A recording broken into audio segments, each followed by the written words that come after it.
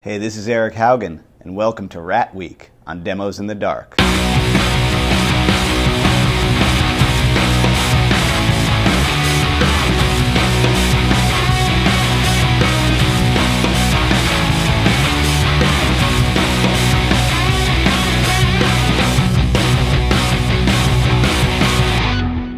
Eric is one of my all-time faves. He's different than everybody else who's been on here so far because everybody else has been kind of in the gear demo community. Eric teaches lessons, and although he does some gear demoing, but he's a lesson dude who I am subscribed to and I watch pretty regularly. He has some very, very cool ways of reimagining songs in order to teach you a concept, and so it's very, very cool. It's very informative. It's a very cool way to look at things, and he is a Berkeley grad, so he knows his stuff, if you know what I mean. So thank you, Eric, so much. So tonight, we are going to be looking at the Guerrilla Warfare LM308 from Greer amps. And if you are unfamiliar with what we're doing here at Rat Week, I will give you a short synopsis with the very detailed description going back to week 1. And basically, we're taking modern distortion boxes made by modern builders with LM308 chips in them. And then we are comparing and contrasting them with a vintage LM308 Rat, seeing where the similarities are and seeing where the differences are. And then on the very last day, we are going to take all of them and we'll run them all up against each other and see what happens there. So that it will be exciting. But here we are, day 5, looking at the Greer amps, Guerrilla Warfare LM308. All right, cool. We have the Guerrilla Warfare LM308 from Greer amps and my vintage ProCo Rat, which is our barometer, is our test subject. Looking at the two of them, you got a tone knob in place of a filter knob, which is something that we have seen every single one of these Rats. So that is worth noting. Also, weirdly, I don't know why, all of them have side jacks, and the ProCo has top jacks. I just noticed it right now, but kind of weird. Probably not intentional. They probably didn't have a meeting and decided that was what they were going to do, but that's what happened. All right, so I have a 2012 Fano PX6 running into a 1967 Fender Bassman, same settings as previous videos, same settings as future videos. Sounds like this.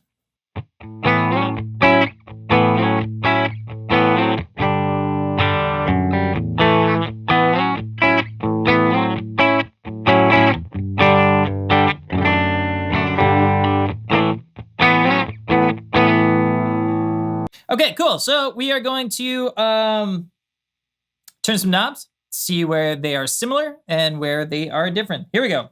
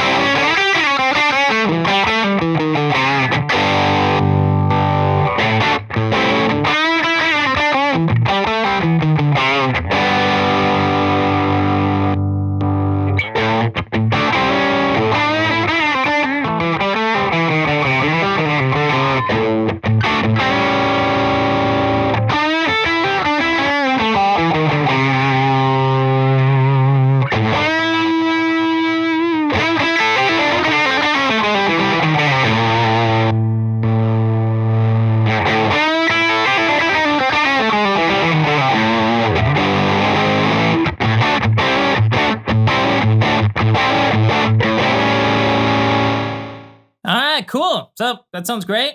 What are some key differences between the two of these? What's my hot take? This is so weird, and it's not a thing that is gonna make sense to anybody. But to me, the Guerrilla Warfare sounds and feels like a Rat pedal that Nick Greer would design. And he's a very good personal friend of mine. I use a lot of his pedals. I've demoed a lot of his pedals. It just kind of has Nick Greer written all over it. It is very warm. It's very full. Nick does a lot of really kind of deep, full, warm, kind of squishy sounding things. And that is what this feels like to me. It feels like a very deep, warm, squishy Rat with some sizzle on the top. And it's very cool. It's very different. These are two very different circuits. And I like them both for very different reasons. And so tomorrow's the big day. We're going to run down the 6 of these. We will include the original ProCo Rat in there, and we'll run them all down, and it's going to be a mess. So thank you for your time. We'll see you tomorrow for day 6.